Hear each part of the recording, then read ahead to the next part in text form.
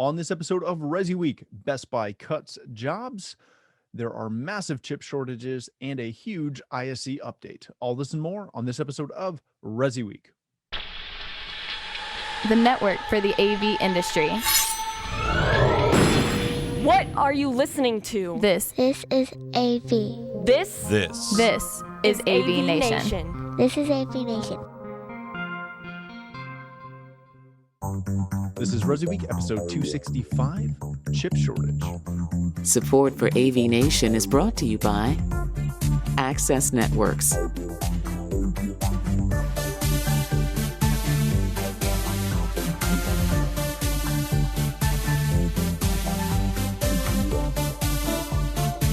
Welcome to this episode of Resi. This is your weekly roundup of all the latest news and stories for the residential AV industry. I'm your host, Matt D. Scott, for AVNation.tv. And this week, we're pleased to be joined by three of my best friends in the business. First, we have Mr. Giles Sutton. He is the co-CEO at Cedia. How you doing, Giles? I'm doing really well, Matt. Thanks ever so much for inviting me back. Oh, thank you for being here. Then we have Jimmy Paskey. He is in charge of residential sales for Surgex. How you doing, Jimmy? Hey, man, I'm doing wonderful, and it feels good to be back here. It's been a minute. I'm so glad you're back.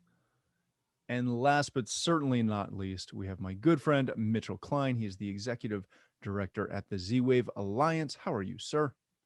I'm fabulous and always happy to be here with you and your team. So glad you're back, my friend. All right, ladies and gentlemen, we have a lot to cover today. It's been a busy weekend. Oddly enough, you wouldn't think so in the end of February, but here we are. Coming to us from CE Pro, Best Buy's Q4 revenues are up 12.5%, but they're going to cut 5,000 jobs and close a few couple stores or a few hundred stores, depending how you look at it. This is in addition to the story that came out late last week that Fry's suddenly closed down as well. So you're obviously seeing that side. On the Best Buy side, what's interesting to me is that online sales made up 43% of all their sales last year.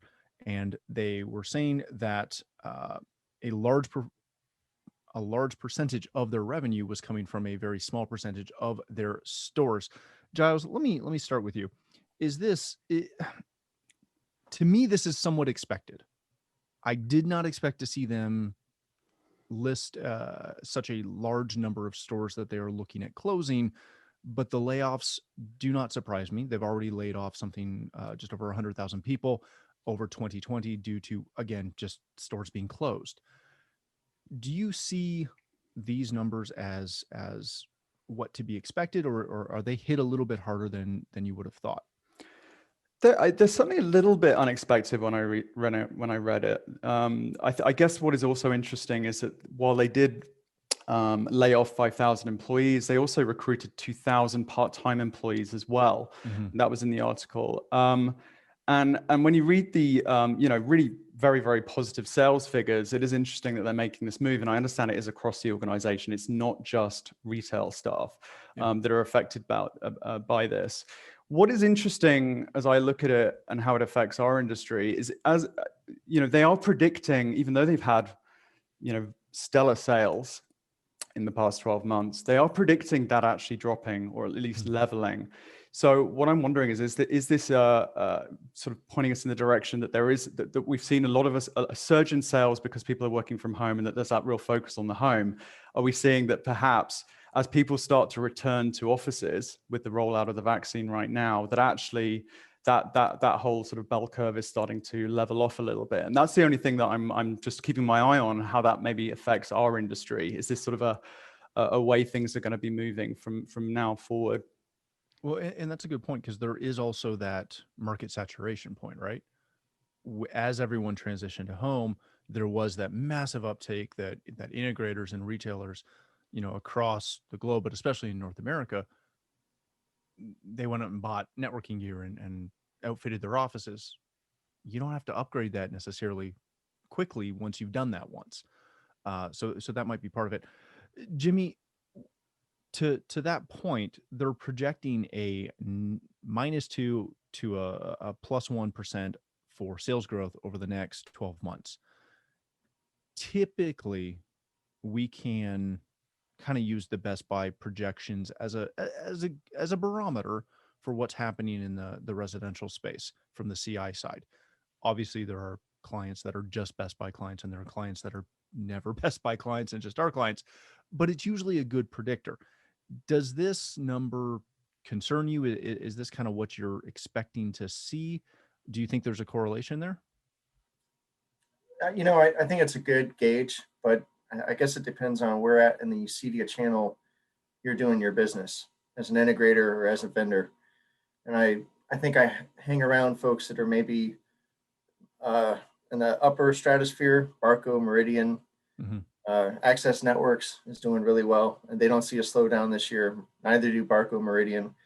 We're all checking each other on pipelines. How's your activity for quoting? And since November, December, and right into January and all the way through February, the pipeline looks super solid, moving forward for the rest of the year.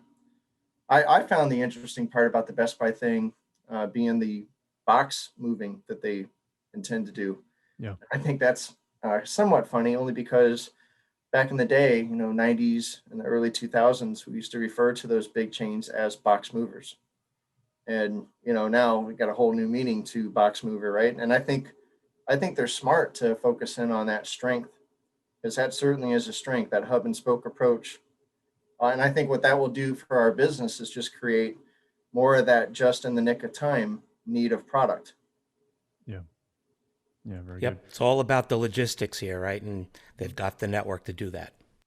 Mitch, I've been saying since the kind of the start of this, when Best Buy shifted so quickly to not only phenomenal inventory control, the last couple of months notwithstanding, um, but the manner in which Corey Berry shifted them into online and pickup delivery curbside, they were the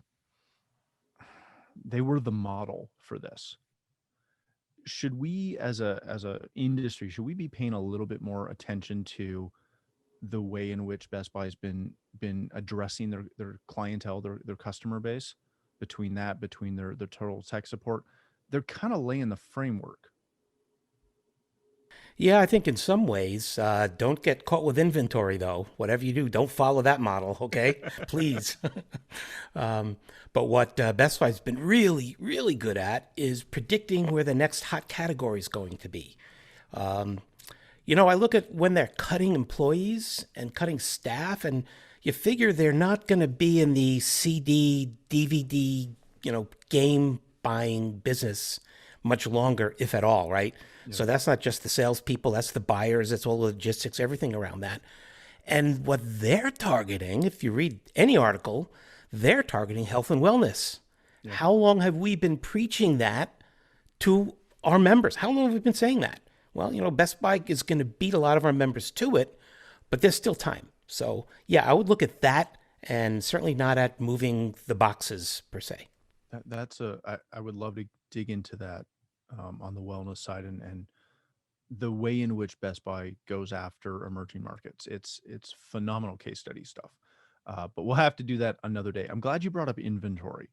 And the reason I'm glad you brought up inventory is our next story coming to us from Fortune, the great chip shortage of 2021, why car makers and computer makers and literally every electronic maker in the world is scrambling for parts because of, well, inventory stuff. If you are unaware of this, there has been a massive shortage in chipsets coming from there was a couple, specifically one in particular, a factory that burnt down in Japan, and it has wreaked havoc across your supply lines, across your manufacturers, across literally anything that seems to be built out of electronics seems to be having issues. That's why you in the biz can't find receivers. That's why you can't find A to D amps. That's why car manufacturers are having massive issues building cars. Jimmy, when you see this, and if you are unaware of this topic, not Jimmy specifically, but anybody listening, go read this article. This stuff is a little scary when you're in the electronics business, which we are. Jimmy, when you see this, when you see how bad it is out there from a chipset. And I'm not sure if Surgex uses anything involved in this or not, but you still rely on chips and components and pieces. How do manufacturers go about seeing something like this happen? As in one of your main suppliers for something that you use every day, literally going up in smoke with no other option to purchase. That like no one else is making these chips. How do you go about reacting to that?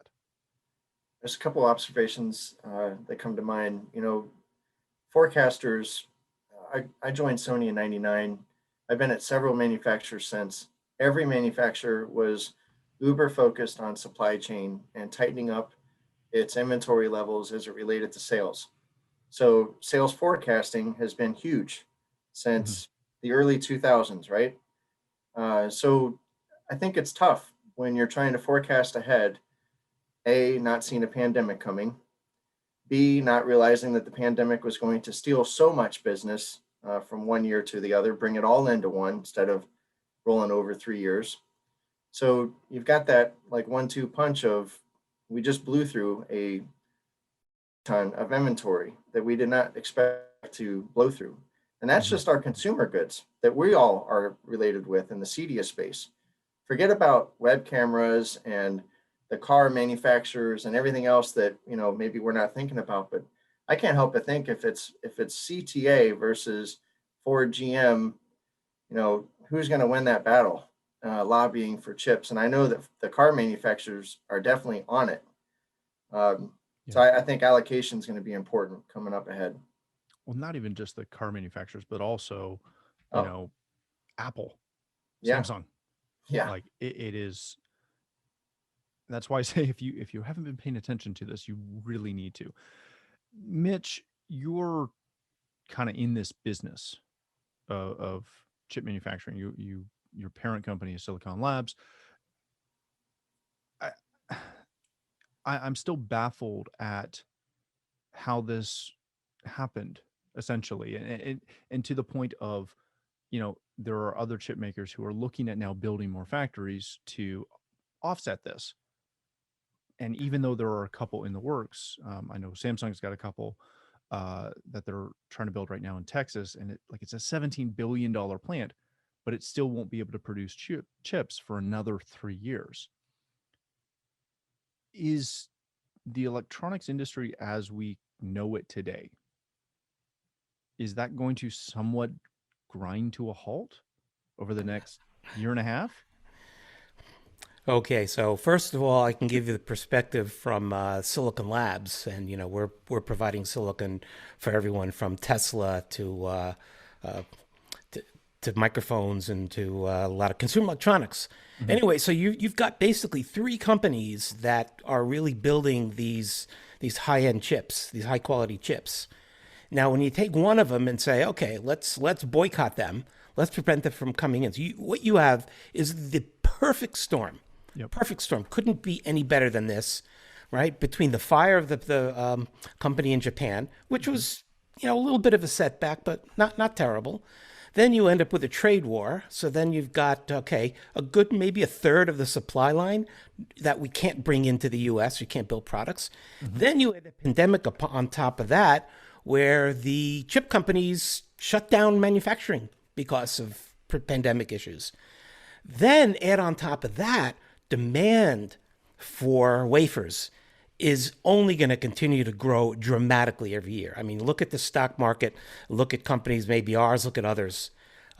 Everything has a chip in it, and if it doesn't, it will, period. And that's everything, you name it. So where are these all going to come from when you've really only got three factories supplying them? Well, I think we have to look past that.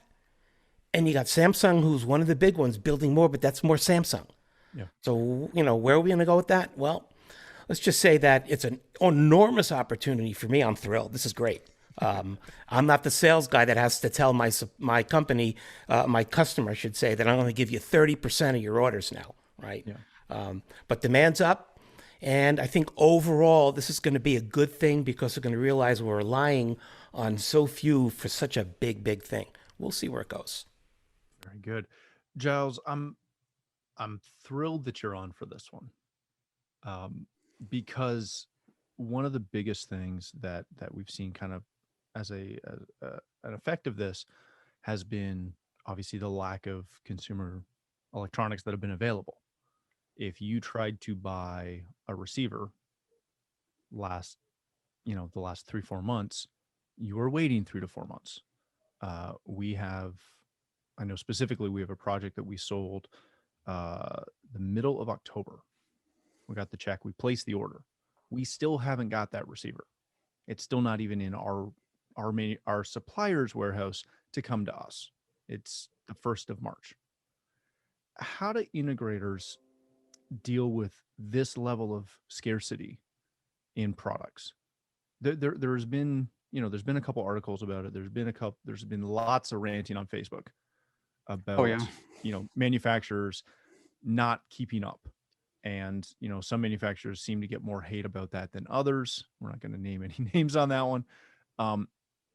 But it's something where I know our company, we've procured product anywhere we can just to close the deal.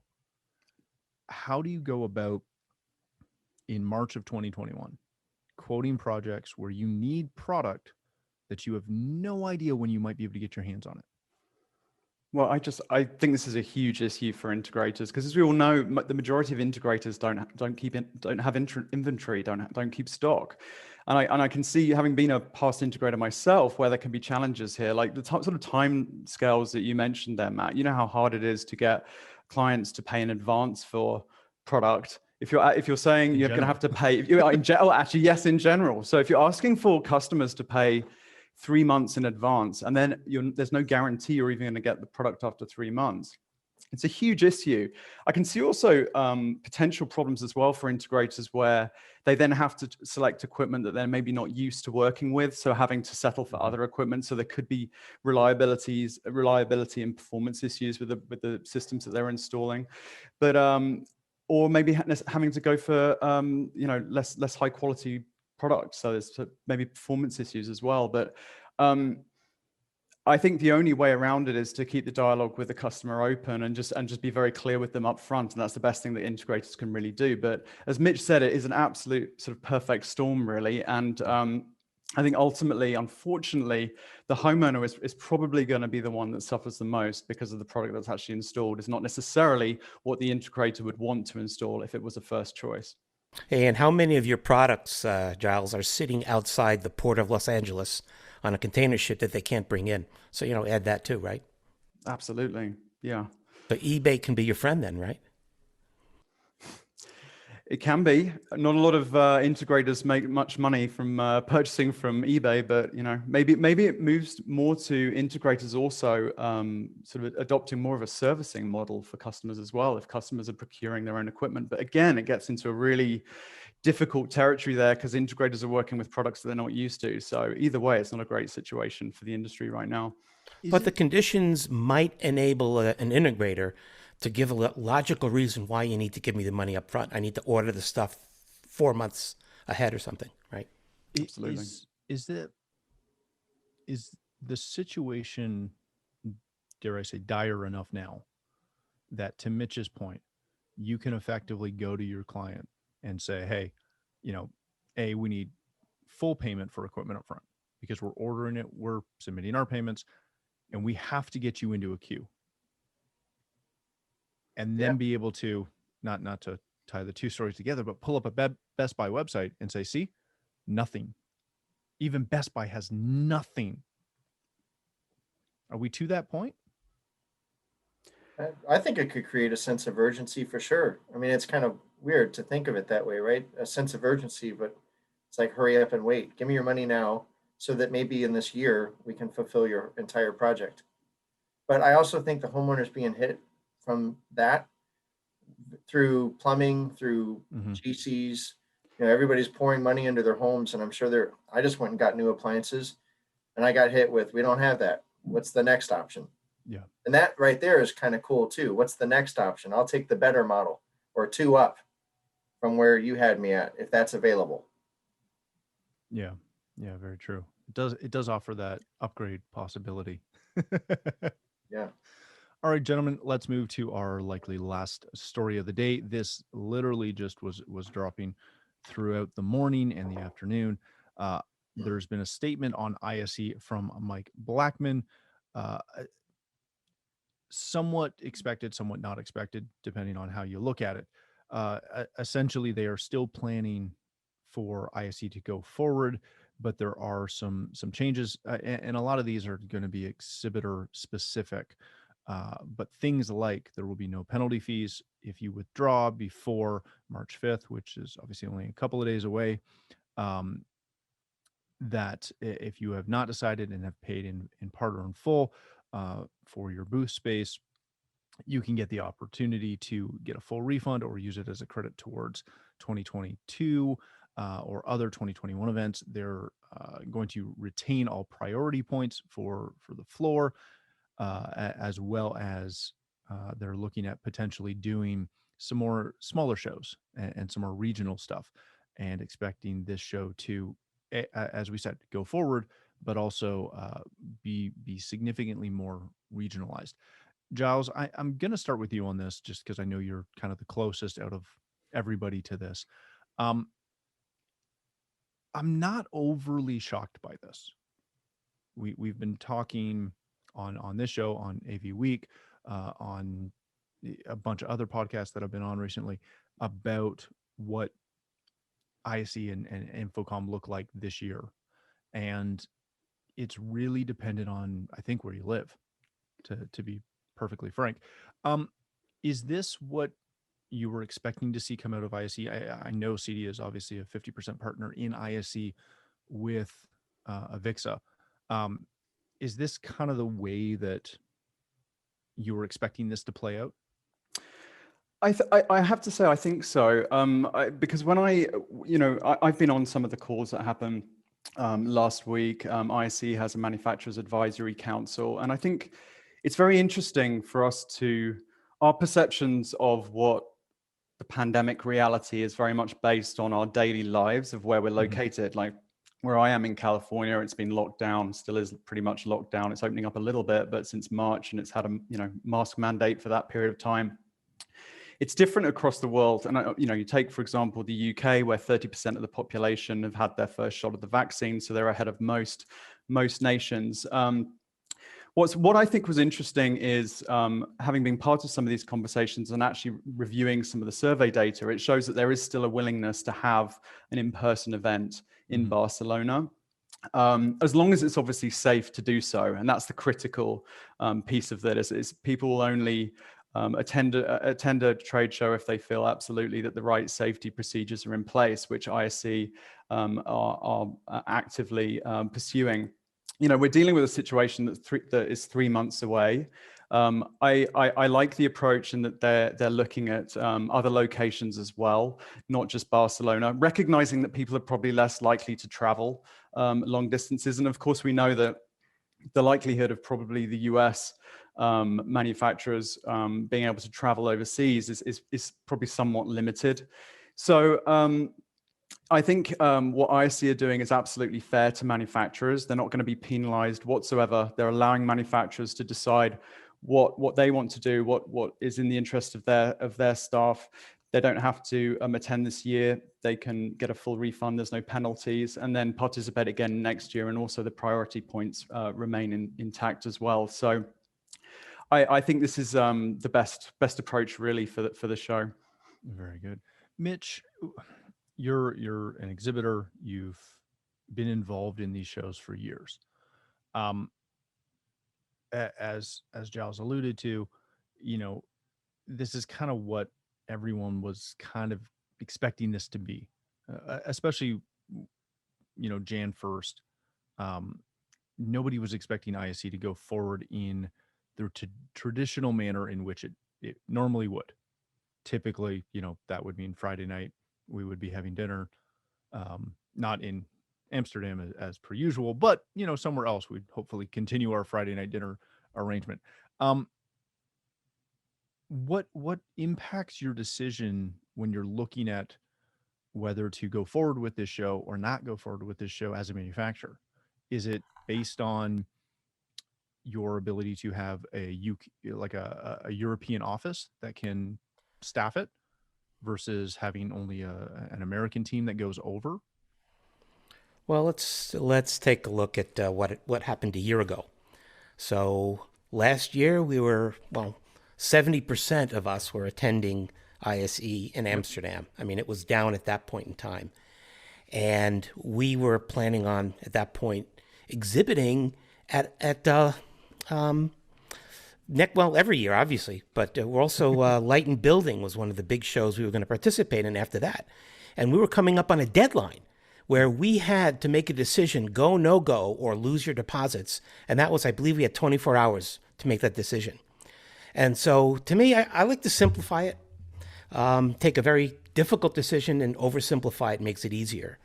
So for me, the simple question is, what is the potential best upside? What is the potential worst downside? And when I put it that way and looked at a show like Light and Building and everything, and attendance last year being down at ISE, it was a very simple decision. I said, we're not going to do it. And once again, we were leading trend leaders and they ended up canceling the show. Fast forward now to a year later, and the same question comes up with ISE. And I love that show. And I truly enjoy our Friday night dinners. And, I mean, I really do enjoy that show. And I love the people and I love the travel, the whole bit. But again, ask the same question. Not even the logistics, whether or not Spain will allow anyone to come in, right? Because that, we may not be able to get through the European ports of entry, right? Yeah. What's the biggest upside? What's the biggest downside? Biggest downside is health, right? You could lose people. So I don't care if I have an office in Barcelona. We can't do it because the upside doesn't come anywhere near what the downside would be. And so we made a decision to not participate, which was a hard one to make. But I mean, that's kind of, again, oversimplifying it. That's the decision to make. Yeah, very good. Jimmy, let's kind of wrap this up real quick. When you guys look at this from Surgex's view, we typically interview, like heck, most of the time it's me interviewing you or one of your coworkers in your booth at ISE. I know everybody that's in your booth, all coming over from the US. Does this instantly, the travel concern side of it, do you think completely can this show for most North American companies that don't have European representation? Absolutely. Yeah, I don't see participation from the US. I don't even know what percentage to put to that, but 90% maybe. If you have a US team and you think you're going to support that show via that team, I don't see that happening. I think your distribution or your rep network, if you happen to have that overseas, then that's probably what you're reliant upon. And your booth is probably not the booth you've had before. It's probably a much less, in stature, tabletop or something, backdrop, that kind of thing. Let me before we close this off completely, let me just kind of ask the panel. This is expected to take place essentially 3 months from today, give or take. In October, Infocom is going forward in Florida. In September, CD Expo is going forward. What are our expectations of a localized, obviously US show? Are we expecting kind of the same iteration where both of those shows will be pretty much US only? I wouldn't even go that far, to be honest with you. And it's really unfortunate because those are two really, really great shows. But I would not be optimistic for a particularly good turnout at the CEDIA show. And those are the things we got to be deciding now as an exhibitor, right, Jimmy? We got to decide now because we got to build that booth. We got to start inviting people. Well, we obviously had to pull out of CEDIA this year again for the same reason, planning out. And Jimmy, I'll toss the ball to you. What do you plan on doing? We haven't made a decision just yet. And I think this is the month for us to pull the trigger or not. But we're marching forward with plans to attend both and support both as of today. I think what I'm interested in is looking at big events and in the next month or so, trying to see how they react live music and, those kinds of events. Are they postponing? Are they going forward? Because already we're seeing all of that, in March, April timeframe being pushed to the fall. I think the hope is there that by the fall, these vaccinations will allow us to do something. To Giles's point, so many people want to see other people. But to Mitch's point, they want to do it in a healthy manner. Yeah. So I think some of this also is going to come down to the location. I mean, what's interesting is, Indianapolis has hosted 40 events since July last year, believe it or not, some of which have had 10,000 attendees. And I think a lot of them are sporting events, but there have been other events that have been hosted at the convention center. So I agree with you. It's going to come down to your willingness to get on a plane ultimately and be in a room with thousands of other people. And I think a lot of this is going to come down to the vaccine rollout for sure. But what I can say is even just being over in Portugal for three months at the end of last year, and then also going to the UK, you can see very noticeable differences of people's willingness to go out and engage and have, dinner with friends. It's different attitudes in different places, and that's the same in the US, as we know. So, as Mitch said, it's probably too far off now with those particular shows, but hopefully with ISC, people will have that comfort to be able to go and enjoy it. Yeah, very much so. All right, gentlemen, we're going to leave it there. Thank you all for joining us. Mitch, if people want to connect with you, learn more about the Z-Wave Alliance, how do they do that? Just send me an email at mitch@zwavealliance.org, or you can tweet at me at Mitchell_Klein. Excellent. Thank you, sir. Jimmy, my friend, if people want to connect with you, learn more about Surgex, where can they do that? I think the best place to go is espsurgex.com. We've got all our contact information up there. Beautiful. Thank you, sir. Mr. Sutton, my friend, thank you so much for taking some time out of your day. If people want to connect with you, learn more about Cedia, where can they do that? Twitter's the best place, at Cedia Giles. Thanks ever so much for having me today, Matt. Excellent. Thank you for being here. Thanks again, everyone, for joining us. If you'd like to connect with me personally, you can hit me at Matt D. Scott on Twitter, as well as pretty much every other social platform. But more importantly, please visit AVNation.tv, where you'll find this show, as well as a wide variety of our other shows with all the verticals that we cover. When you visit the website, please take a moment to check out our supporters. We are extremely thankful for their support and ask that you check them out as well. Thanks again for watching. That's all the time we have for this episode of ResiWeek.